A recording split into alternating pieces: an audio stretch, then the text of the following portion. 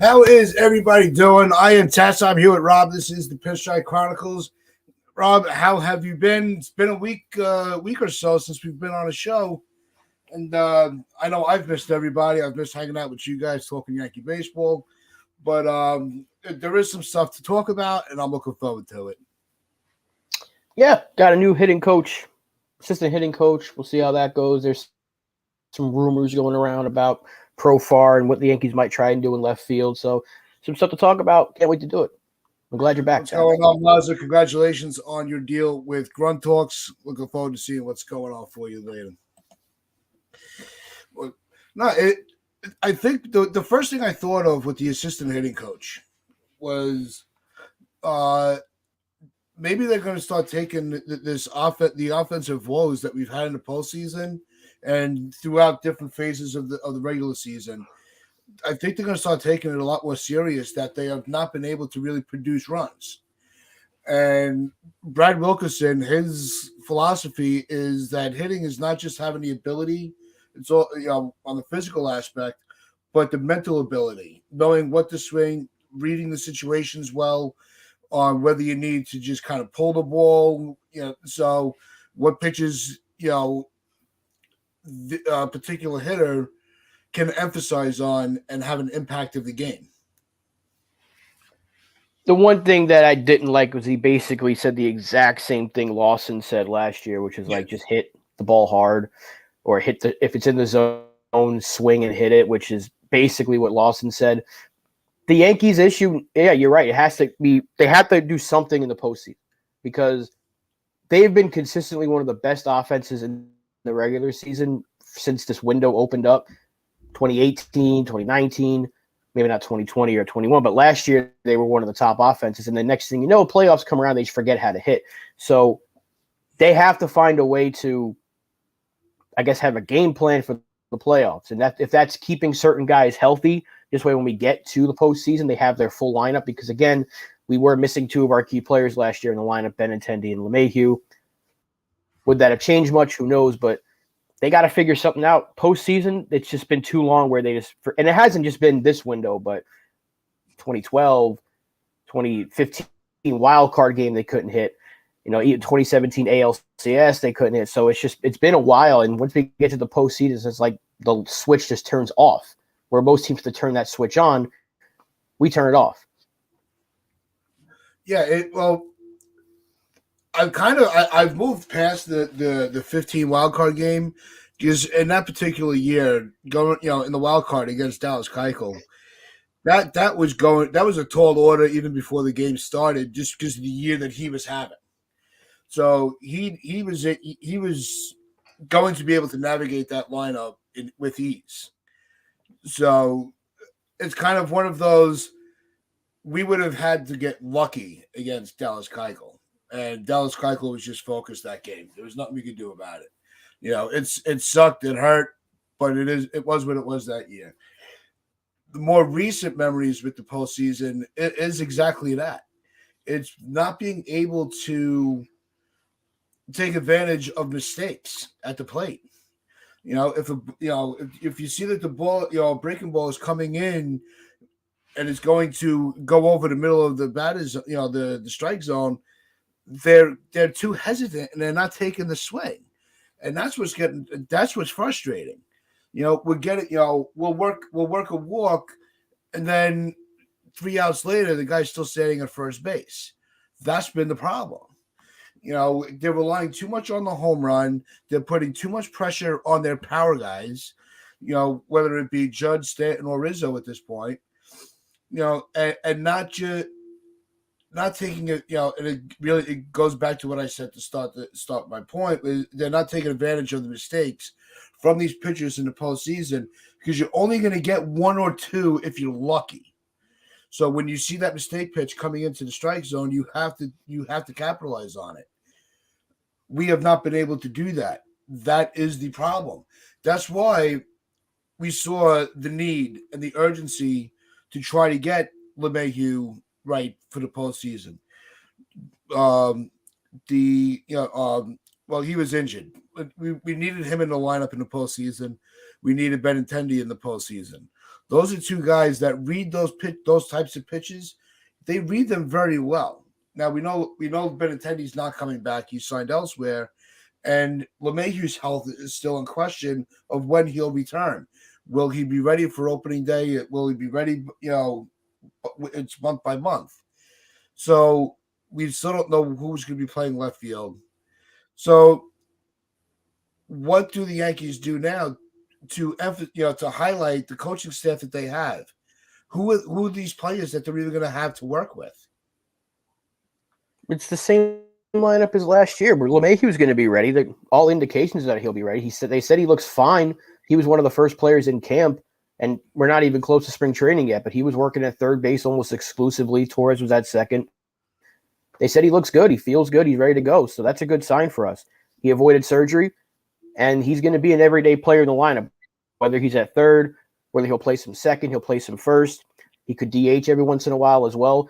They're probably going to have to use him as a utility guy just to keep him fresh, to avoid that injury that's got him the last couple of years. This way he can be ready for the postseason, because we need his bat. But you brought up the over-reliance on the home run. I know people don't want to hear this, but that's how you win in the playoffs.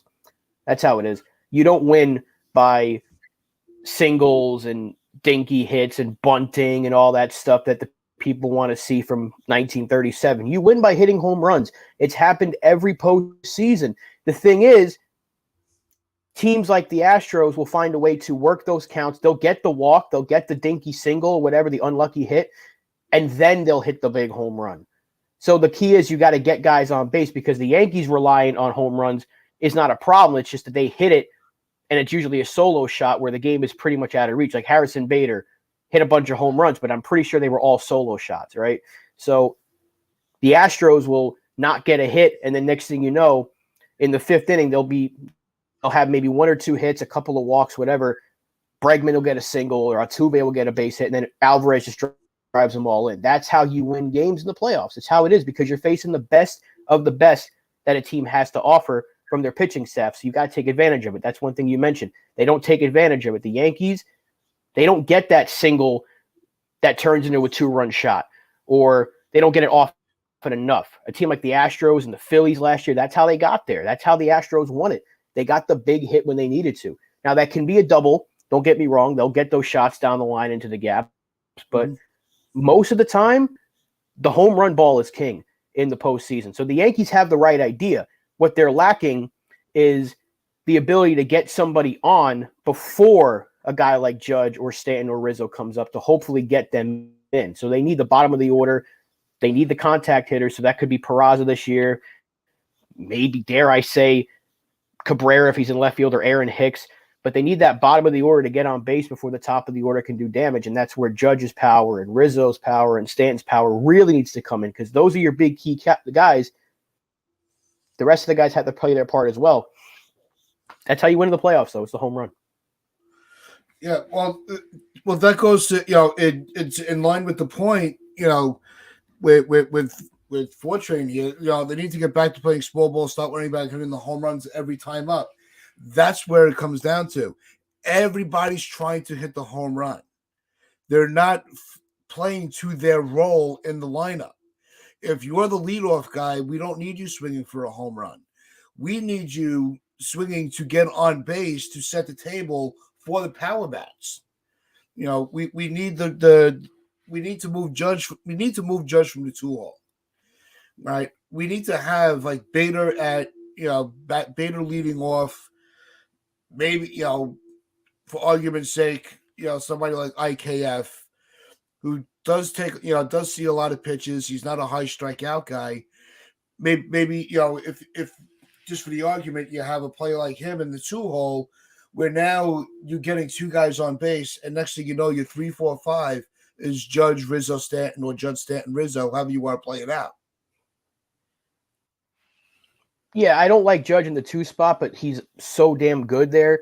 But he's also really good in the 3 spot or the 4 spot. So the thing is, he's been there since 2017. People are making it act like this is just an Aaron Boone thing. No, he was batting second in 2017 as well, and Aaron Boone just left him there. So if that's where he's at his best, because if you think about it, LeMahieu's, if he's healthy, he's your leadoff hitter. So if he gets on, then you got to deal with Judge. It's like we got to pitch him carefully, and that's where they want the damage to come because Judge can draw a walk or can hit a 2-run shot, and then you got to deal with Rizzo and Stanton.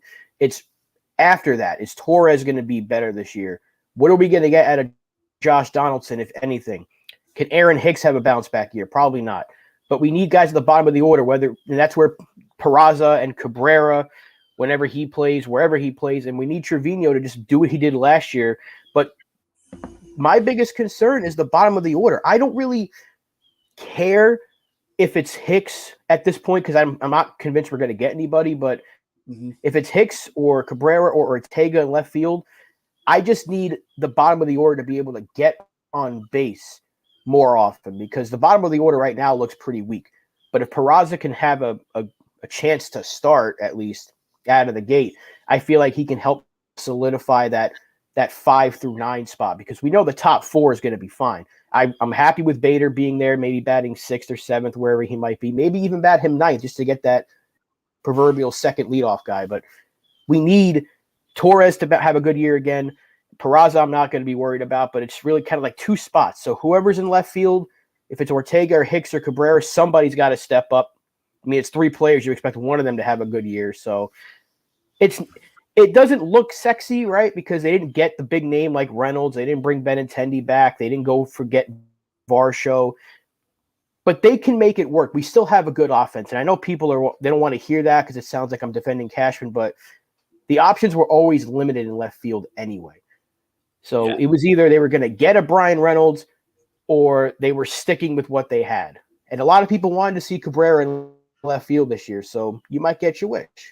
You know, I'm not opposed to him being in left field. I like that idea, but that can't be your number one option. You need to try to get a legitimate left fielder.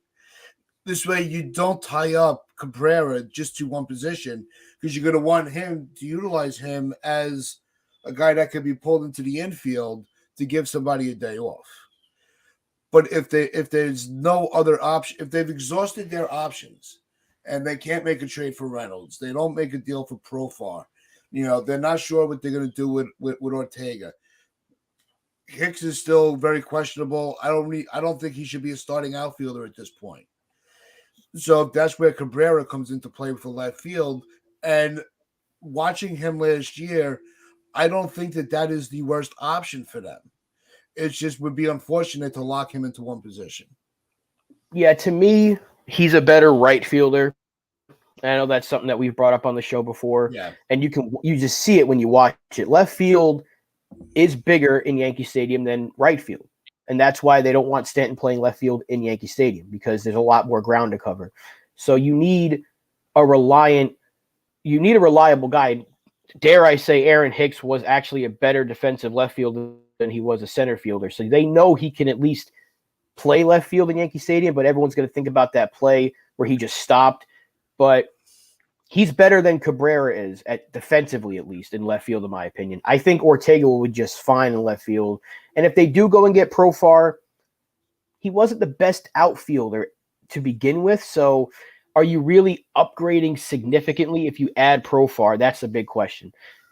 I think they're going to roll with Hicks and Cabrera as the top 2 and then hope that one of these minor league signings, whether it's Ortega or Calhoun or whoever, can kind of step up and rise to the occasion. Or maybe it's Florial. I don't know if LI is in the chat, but it could be Florial for all we know. he could come out and have an incredible spring and just force his way onto the team. So someone has to step up. I mean, you're talking about 5 or 6 players. Somebody is going to step up from that group. I'm not saying they're going to be Brian Reynolds level, but someone has to step up from that group. But the lineup in the comments here from Ivan, I can see that. Lineup. I can see that. I personally wouldn't put Bader in the leadoff spot because I can see why you do it, though, because he's your fastest guy. But I like that because you get Judge, Rizzo, Stanton one after the other, and you're only going to have 2 lefties, so you got to spread them out as much as you can. So that's the reality of it. It's either going to be Bader at the top or he's going to be batting 9th. What I like with his lineup is how he has Peraza in the 9 spot and then Bader 1. So after the first time through the order, You have two speed guys in front of your contact guy, backed up by your power guy. That's the formula that has seemed to work for the Astros. They're putting their speed, contact, and power in alignment perfectly. The Yankees need to start using that formula and not trying to, uh, keep imitating and failing at being how the Tampa Bay Rays do it, where they're just, it's all about the over analyzing everything. Pick a formula and stick with it. And I think it's interesting that he does have Peraza in there because a lot of people are starting to question whether Volpe is going to be coming in through spring training if he's going to win over the shortstop position. So I that does make it interesting. Ivan, first of all, thank you for joining us on the Pinstripe Chronicles, and we hope you're enjoying it. So it's that's I think you're going to see a lot of competition for positions. And that doesn't mean that these guys are not 100% ready. Well, they're not going to have any hiccups. We saw with Judge; they didn't know Judge was going to get the right field position until the last games of the spring training. He was a decision made in the 13th hour. So you never know, especially with a lot of the offseason workouts that these players are doing. Yeah, I think for the most part, we know who's going to be where. Like Torres isn't going anywhere from second base unless they trade. Joel Sherman, I think it was, or Rosenthal mentioned that at some point the Yankees are going to have to trade somebody to clear this infield logjam. So that could be IKF just to clear some money. That could be – it ain't going to be Donaldson because no one's taking him. And it could even be Torres. I still don't think they should trade Gleyber Torres, but somebody's going to have to get moved at some point because they have too many infielders and not enough outfielders. So let's say, because someone brought up David Peralta in the chat. I think it was FJ. Yeah, FJ brings up David Peralta here. If they go that, because he would be a lot cheaper than Profar because he's like 37. So I don't know if that's really an upgrade for Trey Mazza. He does say it's an upgrade over Hicks, but it's how much of an upgrade is the big question. They have to get rid of an infielder. They have too many. And they have to get an outfielder. They still have to add somebody. So unless they want to carry one of those minor league option guys or minor league signing guys, there's options. It's just not a lot of great ones. There really isn't at this point. You weren't getting Varsho. It took the Blue Jays' number one prospect to get him, plus a major league ready player. It's clear as day we're not getting Reynolds because we would have gotten him by now. And that's it. It was Benintendi, and then the list of left fielders available were not very good. I like Jerickson Profar, but I'm not going to pretend like he's this can't miss player on the free agent market that's going to take us to the next level. It's not like we're passing up on another Aaron Judge type of player right now. There's a reason he hasn't been signed yet. I'm not saying he's not good, but he is asking for like $7.5, $8 million. And if we're already paying Hicks 10, is Profar is he going to be that much better when he's really not that good defensively? He's an okay left fielder, but we've seen you need to have good defense across the board. I just don't think that – I don't know if Profar really answers that question that we're looking for in left field. Nobody really does, unless we go to Arizona. Like someone mentioned here that Arizona is having mid-season, they're having a terrible year. Ivan brings it up. They get a trade for Teoscar Hernandez or McCarthy or something. Yeah. I think Mazza corrected that Hernandez is in Seattle. He's not with. They got Diamondbacks got Gurriel. That's right. Yeah. So, which is still the thing that's not getting me too excited about Profar is, or anybody else that's left in free agency, is we already have players like that with Aaron Hicks that we're trying to kind of hide in the dugout. So it doesn't make any sense to go anywhere near free agency at this point for the left field position. If you're starting to see that maybe if last year was a flash in the pan that, Cabrera is not as ready for left field as you thought, and you don't want to really go with Hicks because of his health history, you want to bring in somebody during spring training, that might be what they do. but there's nobody out there that's like, I don't know why they're not signing this guy yet. None of them just jumped out at me. Right. David Peralta would basically be like bringing Gardner back. Yeah. Or if we brought Why don't Gardner they back just bring last year. Gardner back? At this point, I mean, he might be better than Aaron Hicks, but that's not saying much. But that's it. Because Everyone's kind of that's a joke that I haven't really heard been thrown around too much. Where's Gardner? yeah, but everybody wants like oh, go get Profar because he's not Aaron Hicks, or go get Peralta because he's not Aaron Hicks. But are they that much better? Because when I brought up getting a trade for Max Kepler, I got people telling me stay away, or I don't want anything to do with Max Kepler, but he's better than Aaron Hicks. So it's the same argument. Like if you go get Kepler, at least you're getting a really good defensive left fielder and a guy whose metrics will tell you he's due for a better year with the shift going away, and he's a left-handed bat that's probably going to pop a few in Yankee Stadium. That's basically what you're hoping to get from Profar and what you would hope to get from Peralta.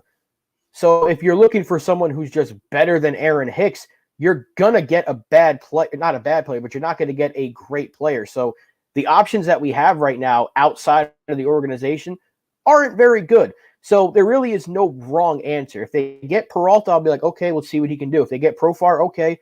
If they traded for Kepler, which I still don't think is going to happen at this point because it would have happened, then let's see what he can do. But if you're just looking for that improvement over Aaron Hicks, I'm sorry, it's really not there. If you're not getting Reynolds or McCarthy or any of these guys that it could be available in trade later on, they're going to wait probably till the deadline at this point to get somebody from a team like Arizona who could fall out of the race, or if someone like Austin Meadows plays this year and Detroit's out of it by the deadline, they can move him. He'd be a good addition. They're going to have to wait. They're going to go into the season at this point with Hicks, Cabrera, Ortega, Florial, one of these guys taking that left field job. Yeah, and it goes to, with Kepler and a lot of these trades, to Evan's point here. The Twins have 13 outfielders for 4 spots. The Yankees have 13 infielders for 5 spots. And it comes down to the money. The Yankees don't want to go into that next tax threshold. Because we've seen and we've argued on this channel since its inception that the revenue sharing system is not working.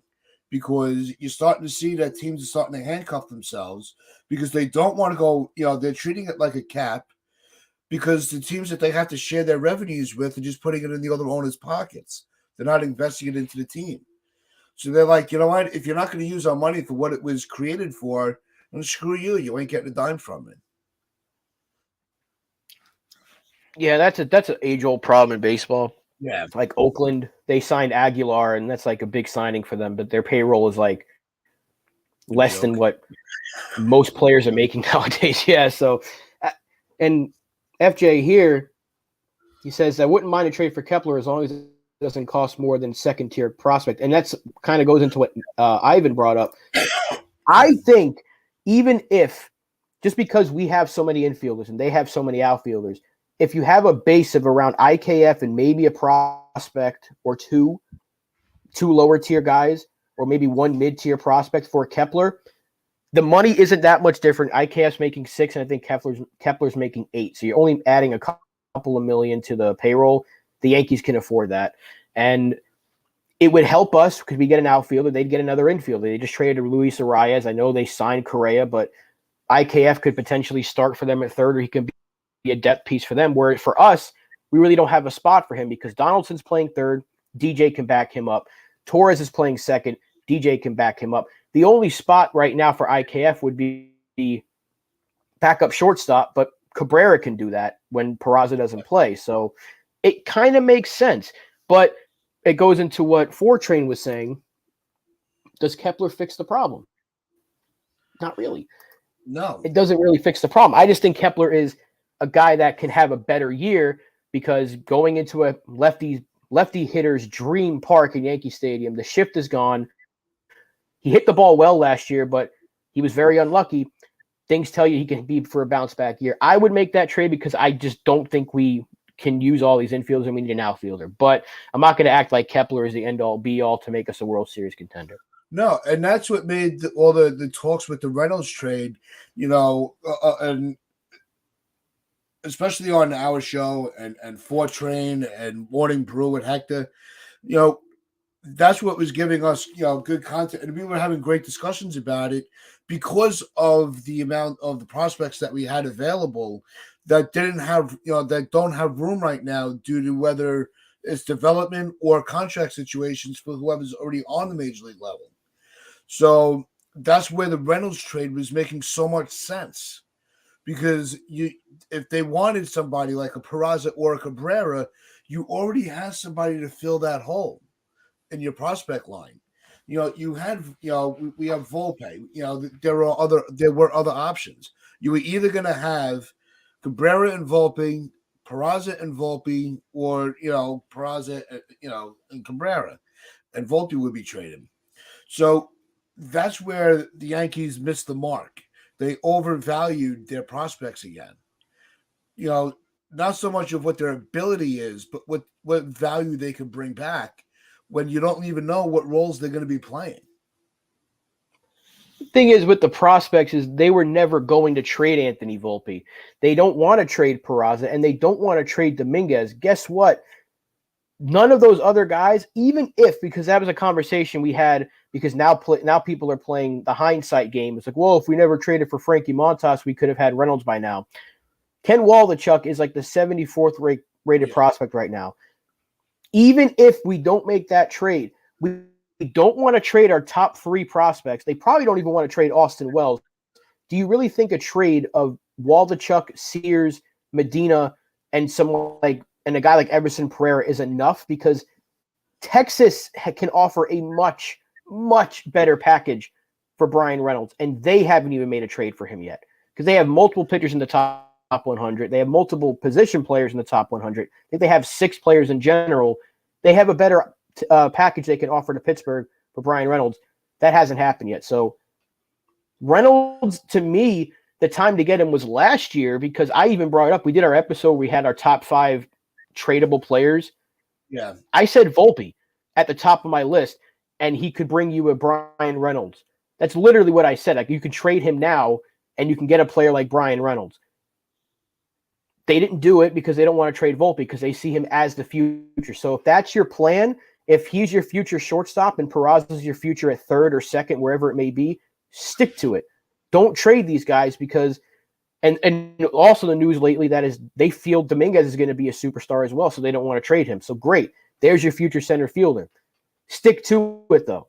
Stick to that plan, and let's hope that sooner than later Spencer Jones is ready. Maybe that's why they don't want to go all out prospect-wise and trade for a Brian Reynolds, because they feel like Spencer Jones is maybe even a year away.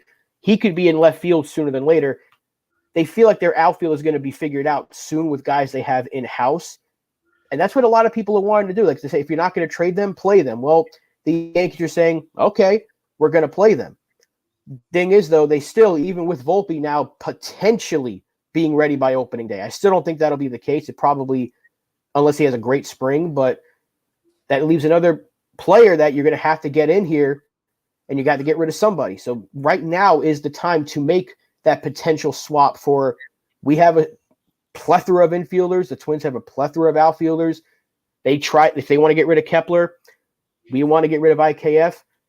Here's a 1-for-1 swap, and we might give you a player. I still think that's your best option right now because the money wouldn't be too much different, and it wouldn't be this groundbreaking trade.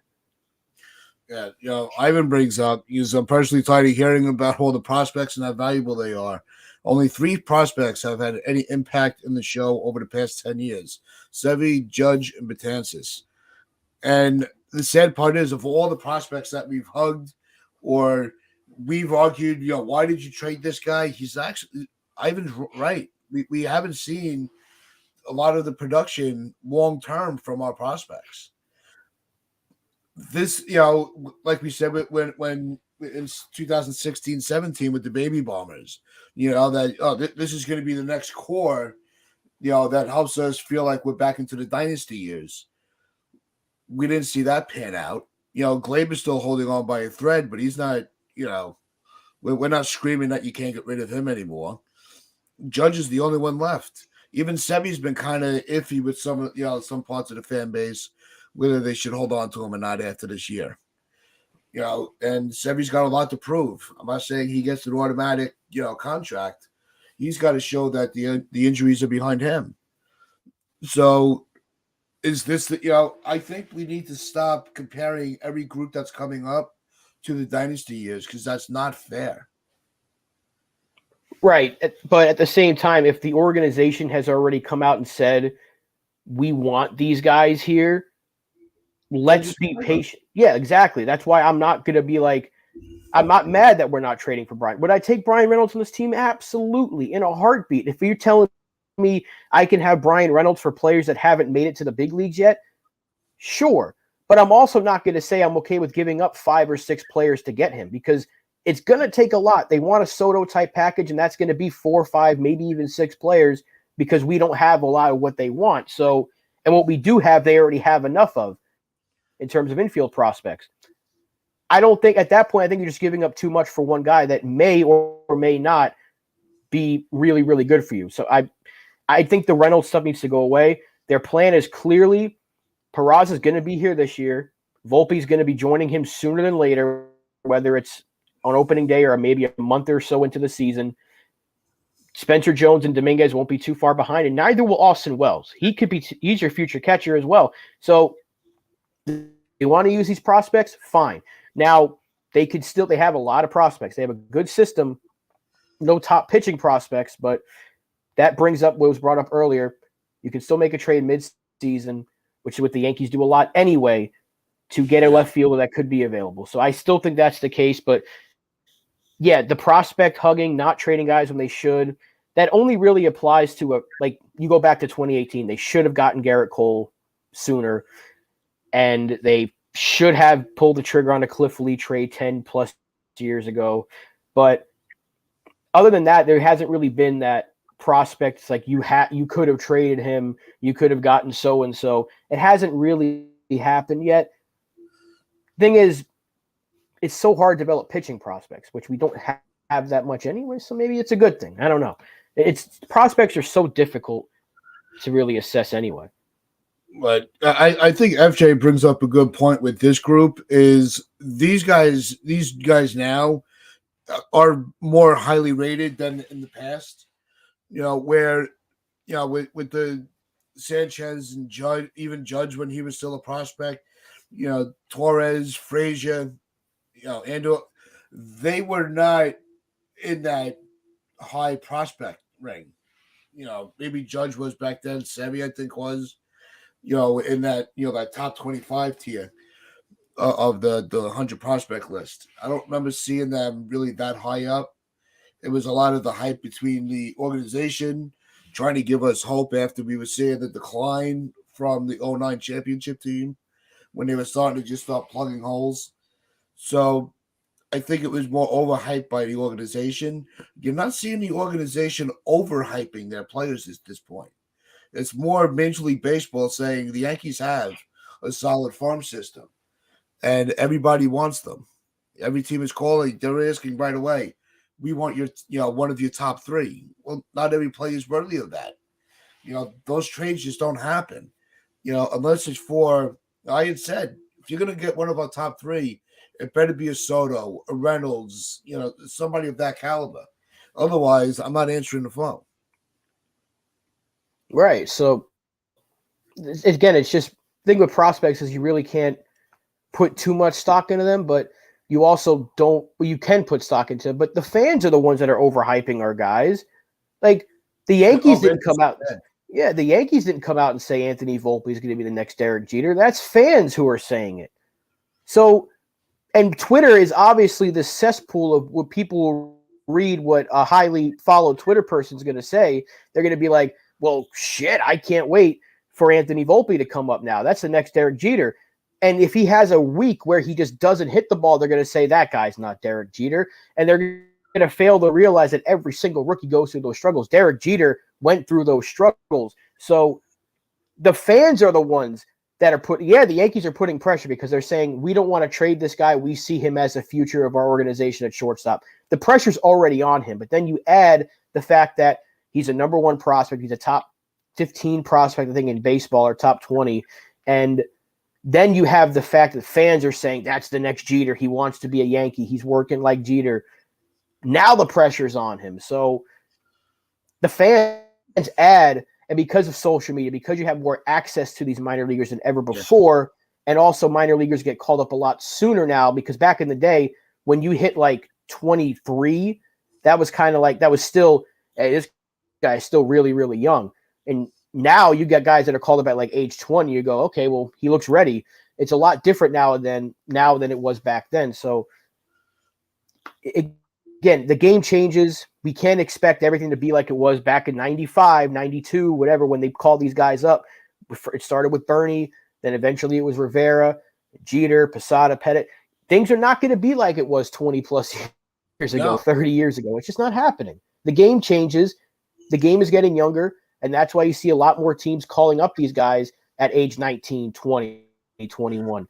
So it's possible Volpe's ready on opening day. We'll see. You know, I think what I would like to see, and I'm curious what the chat thinks, and leave it, you know, drop a comment on this one. If the Yankees use, you know, rather than bringing somebody in for free agency or trade, and they fill these gaps with people from, you know, from players from the minor leagues, and the Yankees still make the playoffs, they get outed in the first round, but they're more competitive than they were in that from that Astro series. Would we still feel confident that the Yankees are on the right track? If he was in the first round, who are we playing? Because if we get beat by Astros again, I'm going to be pissed. But if we get beat by like Cleveland, I'm going to be even more mad, to be honest. Well, let's use it. Yeah, let's say whether Cleveland, Seattle, or Toronto, and it's a competitive series. It goes the distance. No, because they don't get through to the division. They don't get past the divisional round. No, we should be able to beat those teams. I know Seattle's good. I know Toronto's going to be good this year, even though people don't really see it. And I think Cleveland's going to win that division as well. But we're better than those teams, in my opinion. Even with relying on a rookie shortstop and having one real hole in left field right now, we were better than them last year. We're better than them. We should be better than them. Better than them. I can't speak. Better than them again this year. Plus, we've gotten stronger in our rotation, and our bullpen is also really good. So we're better than those teams. If we go to Houston and lose to them again, but if that's the series that we're more competitive in, and you see a guy like Volpe and Peraza, they play really well, and you're like, all right, they're going to have another year to get better, and more kids are coming up, then I'd feel like, okay, it's not the end of the world, but I'd still be mad. But if we lose to one of those three teams, I'd be really pissed off because we're better. I'd still be pissed off if we lost, but I would feel it would soften the blow of the hurt if the young kids were showing, like if we got a postseason from like we got from Bader, if we got that from Volpe, Peraza, and Cabrera collectively, I would say that okay. I did not want the season to end, but now I'm already looking forward to next season. Yeah, we do that every year, though, right? Like we did it in 2017. Not like this. You know, like what FJ said. You know, this group is being evaluated a lot differently than other players coming up in the past. But I don't know if I'm trying to. I'm always trying to take the optimistic view, but the way that this team, I'd have to start seeing them playing games together to really feel like that this team is is unbeatable in a 5-game series. This team should be in the ALCS. I will say that because I know we're running it back. It's basically the same team, right? We're just adding some youth at positions that we didn't have last year. So Peraza will be here. We'll have somebody in left field. I don't know who. Bader will be here for a full year, and it won't be Aaron Hicks starting in center field. Eventually, Donaldson's going to be out of the picture. Rodon's in the rotation where he wasn't here last year. We got Canely back, so the bullpen was already good. Now it's even better. We're going to get Trevino back. Trevino was really good for us last year. He's in there. I still think we should add another lefty, but we'll see what goes on there. This is still an ALCS worthy team because it was last year. We don't win 99 games on accident. You don't get to the No. ALCS by accident. It was a struggle to get there, don't get me wrong, because we had that dreadful July, August, and into a little bit into September, and hopefully we can avoid that because we should have won like 105 games, but this is still a really good team, and this should be a team that gets to the ALCS. My measurement of this team will always be, as long as we have this group, or as long as we still have Judge and Cole and these guys, at least for the next like 5 years, you got to beat Houston. That's it. I'm not. I love what Seattle's doing. I think they're going to be good. They're going to be a tough beat, but we should beat them. We should be in the ALCS this year. If we don't get there, then the season was an even bigger failure than it would. And if we lose in the ALCS, it's already a failure. But this should be a team that contends for a World Series. I wouldn't find much optimism at all in losing in the first round, even if Peraza and Volpe have good postseason series. I'm not going to be like, well, at least we got that. No, I want to go against Houston. I want to be able to beat Houston. I think that's going to be the driving force this year, is to kind of this team needs to put Houston in that place, because they come in, they don't even, it's almost like they don't even prepare for us because they know we're going to beat ourselves. They don't need to beat us, because that's been the way it is. But our pitching staff, the way it's even constructed now, who knows what moves are going to be made during the year. And I don't want to put any bad vibes on it, but the optimism going into with this pitching staff, they could shut down every lineup in this game. I really believe that.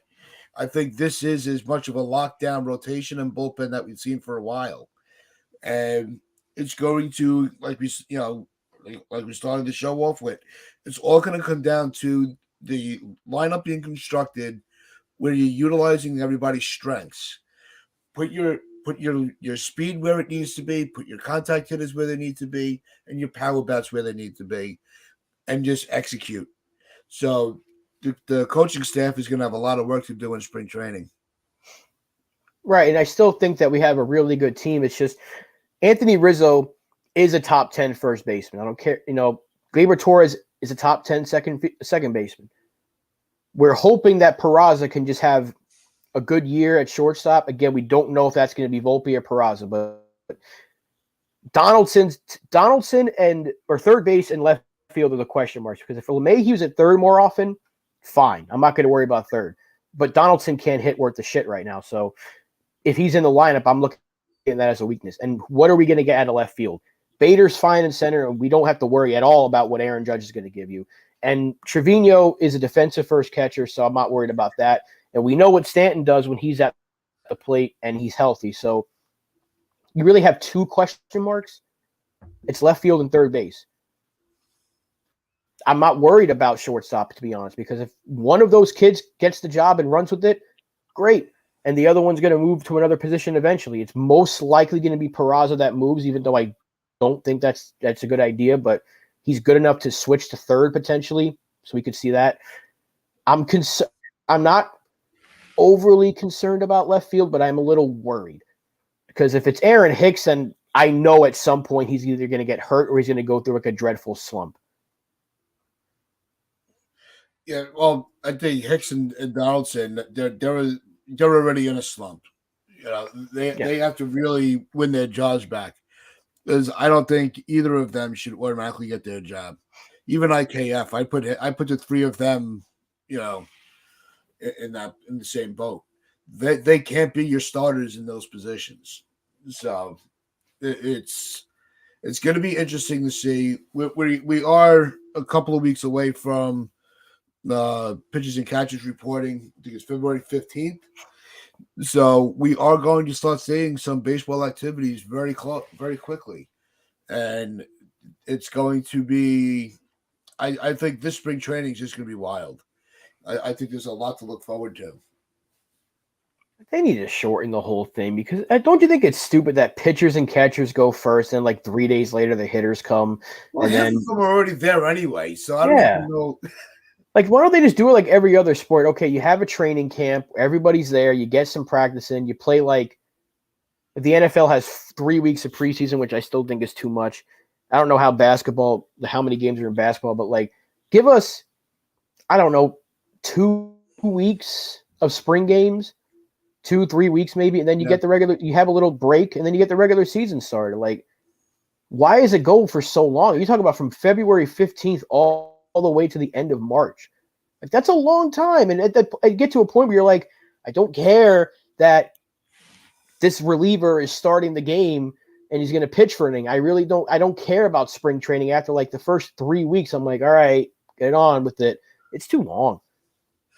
Yeah, it's the whole process. It's just stupid. It really is. It makes zero sense. So it's they really do need to restructure the way they do this off season and spring training. I think that a lot of these complexes are already, indoors. So, some of the weather, go to a warm weather state, have a facility. If you don't want to, if you want to play in a more natural environment, like you're outside, like they have like in Tampa, with the Yankees. But they really they don't need to wait from October, or let's say November, all the way through February. A lot of them are already doing their workouts anyway. A lot of them are playing, are working out with the World Baseball Classic. So when you have that every few years, so they haven't stopped playing. So I don't know why baseball just decides that they're going to shut the game down. What other sport is doing that? Have more of a winter league like, with basketball when they have this the summer league. Why just wait and have these guys just I know the body needs to rest, but these guys get rested enough during the year. Why have them sitting for so long? The problem is the off season starts immediately. Like, every sport has that waiting period where there's nothing happens, and then the league year starts. So baseball needs to start the offseason later. This way we get that free agency frenzy, and then the trade market opens up once the free agents sign, and then things are just happening. And then you get, because it's only a few months. Like, think about it. If it ends in November, 2 months later you're in January, and then it starts in February. So it's only a few months until you get back to baseball, which is like a realistic time period, because football ends. Yeah, it feels like forever because football ends in February, but then in July you're getting to camp and all, or June and July you're getting to camp, and then but you still got to wait a long time from the end of the NFL season to get till you get to preseason games. But it feels like baseball just feels like longer because nothing happens so much. Because we had that period in the beginning of the offseason, nothing happened. And then everything happened. And now look, nothing's happening. And then you get to spring training, and after a few weeks, you're going to be bored and be like, all right, get the season started. So they got to do something. Start the offseason later, and then they can shorten spring training significantly and have the regular season start sooner, or maybe you shorten the regular season or something. I don't know what you can do, but baseball in general is just too long because it's almost year round if you think about it. It really is. And it takes too long. So you get baseball the whole year, so the baseball fans should be as excited as possible, but I find myself at so many points of baseball being like, it's taking too long.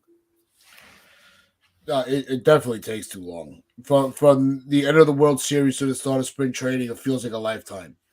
And that's just the way. Is baseball just kind of conceding to the popularity of the other sports in this time frame? You have football at its peak, getting into midway point of the season by November, right? Almost the midway point is fair. You have hockey going on, you have basketball going on. Nobody's paying it unless it's fans like us. A lot of people, a lot of the casual fans are tuned out until opening day, not even spring training. So they don't care about spring training. They don't care about when pitchers and catchers report. That's where baseball has their PR problem the most, is keeping the fans engaged all year round like everybody else seems to do. And we just kind of like, all right, you want to take the ball from me? Go ahead. I'm not going to fight you. They don't even have to be year round though, because football's not year round. like football ends in February. They have the league year starts like a month later, I think, or something like that. And then you have free agency, and then you get the draft, and it's just and then once the league year starts, it's like football nonstop. Basketball is the same way, but it's baseball. It's like the World Series is over, and then you go, okay, well, 2 days later, here's qualifying offers, here's this. Everything just happens so quick, but takes so long. It shouldn't be that way because, again, you have those multiple dead periods in the offseason, and spring training in general is just dead because nobody really cares. You might get excited for the first game or two because you see a lot of regulars, but like even then you got split squad games, so it's like two games at once, and you're like, who's on squad A and who's on this squad? And then you like you see players that you're not even going to see.